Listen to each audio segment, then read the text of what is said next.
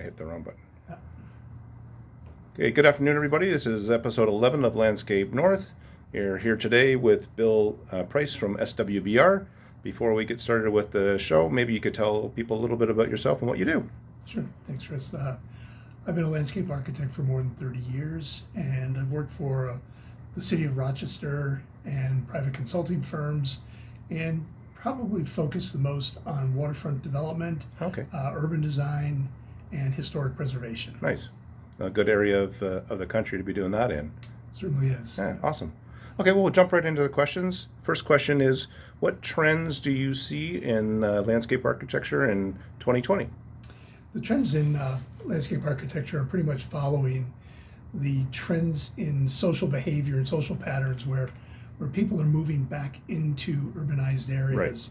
Those be it cities, villages, town centers that are being created, but they're moving into places where they want to have their housing, their recreation, and their work all in close proximity to each other. Right. Walking distance if possible, obviously. Right. These walkable communities is what most people, particularly millennials and boomers, are looking for, and the quality of life and the experiences that the denser areas tend to offer. Nice.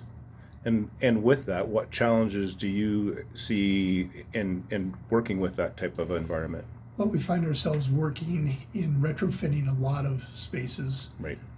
Places that were built under older codes and zoning laws. Okay. So we're trying to retrofit higher density, make more interesting spaces out of what used to be parking lots or backsides of buildings. Sure. And really make very interesting urban spaces. Nice. Okay. So as a landscape architect, most of the landscape architects that I talk to find themselves more as generalists to try to bridge the gap between interior and exterior, and then working with the contractors. What type of relationship do you typically have on a project when it deals with the building architects and the owners? We do bridge between the architects, the contractors, the owners, but we're also there to oversee the public approvals or the entitlements of the project. So that makes sense. you can get it built. So yes, we're constantly working with our own architects, but other architects, other planners, other civil engineers to bring these projects together. Right.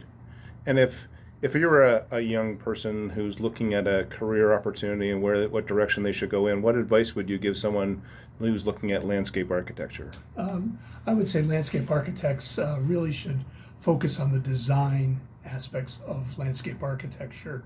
The schools offer bachelor's degrees that really focus on design theory, construction documents, where the master's programs will tend to look at community planning, community design, and those students would tend to become more planners, which is certainly a valuable aspect of the profession.